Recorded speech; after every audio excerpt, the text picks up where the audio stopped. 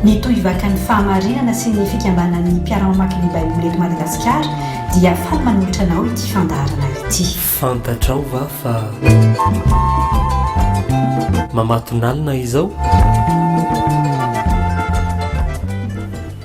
Dia faly miarabantsika rehetra ry havana amin'ny anaran'i Jesosy Kristy Tompo, ny Fikambanan'ny Mpiara-Mamaky ny Baiboly sy ny Fikambanan'ny Tohivakan'ny Fahamarinana no miaraka manatotosa izao fandaharana izao. Raha mijery ny fiainantsika isika dia tena mamatonalina, aizina no manarona ny tany.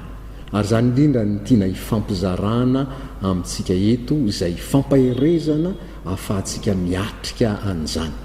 Mialohan'ny hitondrana ny afatry ny ten'Andriamanitra amintsika rehetra dia andeha mbola iaraka hivavaka isika. Misaotra anao Andriamanitro amin'ny anaran'i Jesosy Kristy Tompo fa ianao no manome anay fotoana tahaka izao. Fantatray fa tena sarotra ny fiainana, be ny zava-manahirana ary tena vaka ny olona tsiraray avy sy ny fianakaviana sy ny fiarahamonina sy izao tontolo izao mihitsy aza. Kanefa Tompo, fantatray fa ianao ny mpamonjy mora azo, mpamonjy azo atonina amin'ny andro manahirana, amin'ny fahoriana tahaka izay andalovan'ny fiainan'ny zanak'olombelona ankehitriny. Koa miasa mahery ianao Tompo amin'ity anio ity, mitenena aminay ary mampahereza anay. Amin'ny anaran'i Jesosy Kristy Tompo no anaovany izany vavaka izany. Amen. Amin'izao vanim-potoana iainan'ny firenena izao ry havana, dia nisy olona anankiray izay nandeha niala teto amin'ny faritra andrenivohitra, nandeha nody tany amin'ny fianakaviany any ambanivohitra any, satria nandositra n'ilay valanaretina izay mianaka manerana ny tany. Rehefa tonga tany izy dia niroahan'ny fianakaviany tany, nasiny ny verina nankaty andrenivohitra, satria natahotra izy ireo ndrao dia mitondra ny valanaretina. Aty andrenivohitra izy tsy manana fianakaviana mba everiny ho azo hianterana tahaka ny fianakaviana any ambanivohitra, no nitonga tany nefa izy niroahana ny verina taty. Izany ry havana dia karazana fahamaizinana mandrakotra ny tany eo amin'ny fiainam-pifaneraserana sy ny fifandraisan'ny olombelona tsiraray avy. Ary betsaka no endrika izay miteraka maizina eo amin'ny fifandraisana tahaka izany, eo ny fifanavakavahana arabolon-koditra, sahala amin'izay nisy tany a États-Unis ohatra izay fantatsika, izay miteraka korotana etseroa amin'izao fotoana izao, fanavakavahana ara-pirazanana, ara-politika eo amin'ny zany sehatra zany, fanavakavahana ara-pivavahana aza indraindray, satria misy antoko-pinoana izay mifanenjika sy mifanaratsy. Misy ny herisetra izay fanaovan'ny olombelona eo amin'ny fifandraisana. Ny olona mamono vady ohatra, ny olona manendaka mandratra olona sy mamono, ny asan-dahala, ny herisetra ambava teny mandratra. Zany no endriky ny maizina mandrakotra ny fifandraisan'ny olona amin'ny olombelona mitovy aminy. Firenena mitsangana mamely firenena, karaza-pivavahana mitsangana mamono ny karaza-pivavahana hafa zay everiny fa tsy mitovy aminy. Zany ry havana no herisetra misy ary maizina ny tany noho izany. Ten'Andriamanitra izay tiana omenantsika dia ny ao amin'ny Filipiana 2:4-4.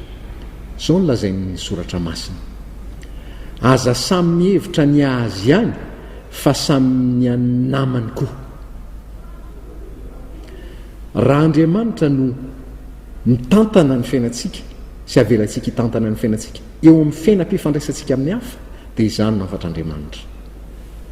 Mieritreritra ny momba ny tenako aho, satria tsy maintsy misaina an'izany ny olona tsiraray avy, inona ny mahasoa, inona ny mahamety ahy, ny fahasalamako sy ny zavatra maro samihafa.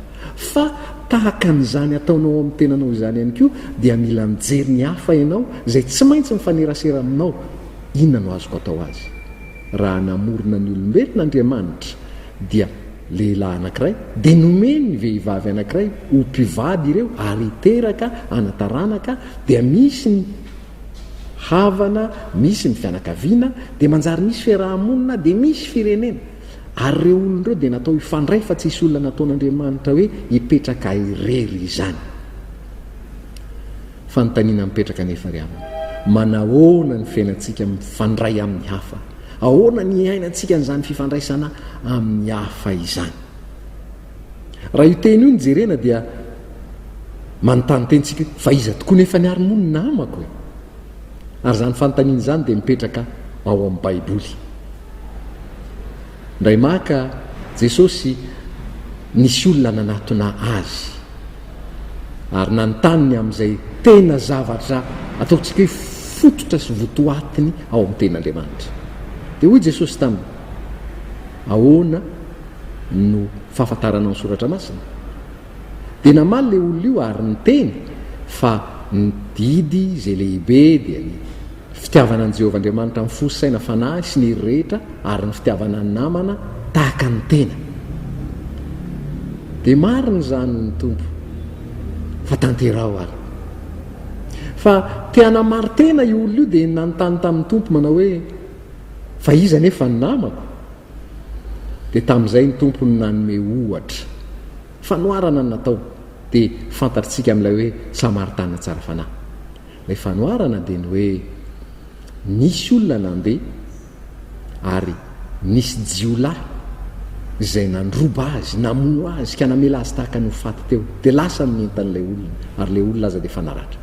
Fa nandalo ny ka ataontsika hoe mpivavaka, nananana fomba mpivavahana, dia rehefa nahita ny olona io dia lasa nandalo azy fotsiny dia nandeha. Fa nisy samaritana avy amin'ny firenen-kafa anankiray tonga ka nahita ny olona io dia nalainy ilay olona, nentiny, dia nentiny tany amin'ny trano izay ahafahana mitsabo azy, ary nalohany daholo ny sandany ny fitsaboana rehetra ho an'ny olona io.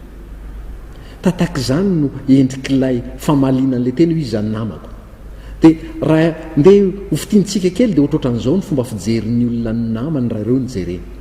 Ny jiolahy sy ny mpandroba rehefa mahita ny olona izay atao hoe namany izy zany ireo olona ireo, satria io no mifanerasera taminy teo, dia zao ny azy: namako ianao ka zay rehetra anao dia haiko, ka noho izany dia alaiko ankeriny toty.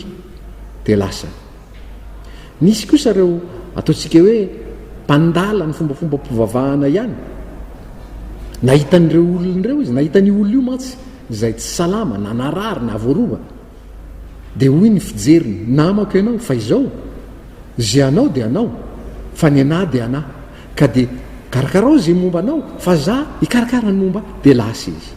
Fa ilay fahatelo kosa, ilay hoe samaritana, dia izao ny fijeriny azy: namako ianao. Amin'izao fotoana izao dia tsy manana ianao, sahirana ianao, tsy manan-kery ianao, marary ianao, ka noho izany zay ahy dia anao, ka dia hoentiko ianao, dia ateriko any amin'ny toerana izay ahafahana mitsabo anao, ka dia alohako daholo ny fitsaboananao. Izany hoe namako ianao, ka zay ahy dia anao, ka dia omeko ho anao izany. Zany ry havana no zava-misy, ary momba n'izany mahanamana ny olona izany no nahatonga ny Tompo nanontany hoe iza ny namany amin'ireo. Dia le olona anankiray zay tsy mahalala ny olona io akory, fa mahita hoe misy filana eo amin'ny olona io, ary aty amiko dia manan-javatra azoko amalina n'izany filana izany. Noho izany dia omeko mba ahafahany olona io mahazo fanasitranana, mahazo fahafahampo, mahazo fiainana lay azoko omena. Zany no fifandraisana amin'ny namana izay tian'ny Tompo hita eo amin'ny fiainantsika. Ry havana, manahoana ny fifandraisako amin'ny hafa?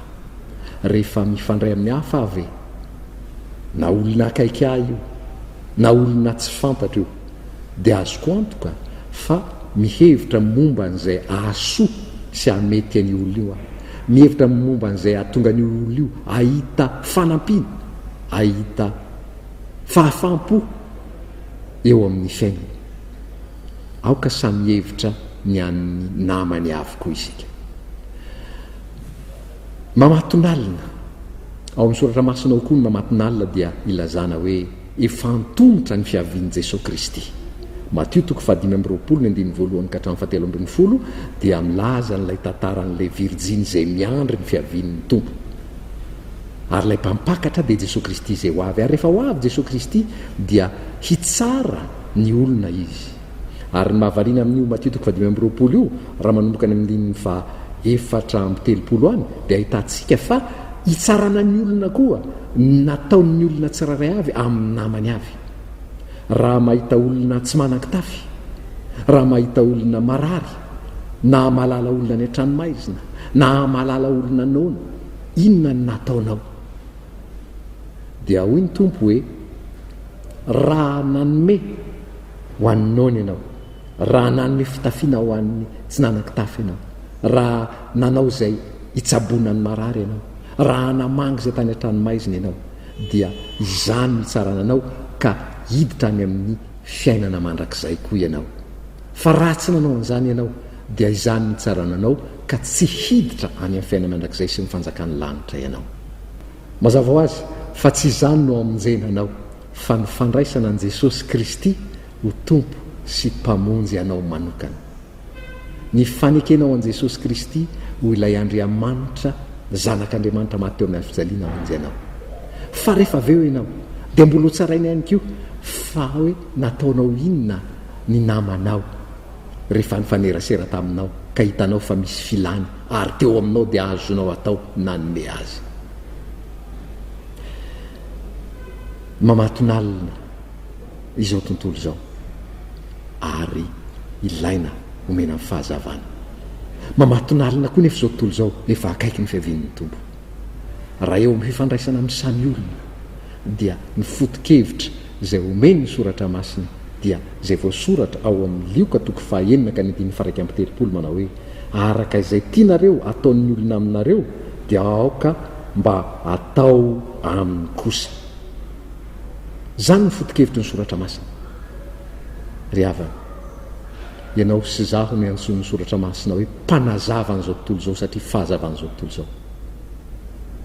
Manahoana ny fifandraisanao amin'ny manodidina anao rehetra, ny olona mifanerasera aminao, na ny fantatrao na ny tsy fantatrao, na zay voalohan'ny mifanerasera aminao, na efa mahazatra anao isan'andro.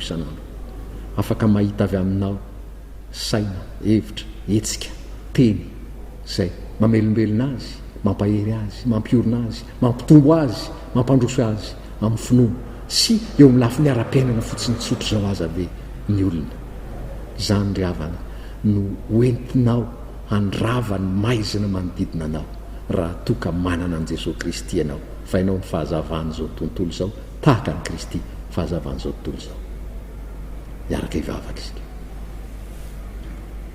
Misaotra anao Andriamanitra amin'ny anaran'i Jesosy fa nantsonao fahazavana izao tontolo izao izahay. Misaotra noho ny teninao. Raha tsy mahay mity izahay dia mangataka aminao feno fitiavana ny fonay mba hitiavanay ny namanay, fa ny fankatiavanay mahafantaran'ny olona fampianatra ao izahay. Tompo, misaotra anao noho ny teninao amin'ny anaranao Jesosy Kristy tompo nanaovana izany vavaka izany. Amen. Ny Tohivakan'ny Fahamarinana sy ny Fikambanan'ny Mpiara-Mamaky ny Baiboly eto Madagasikara dia faly manolotra anao ity fandaharana ity. Fantatrao va fa mamatonalina izao?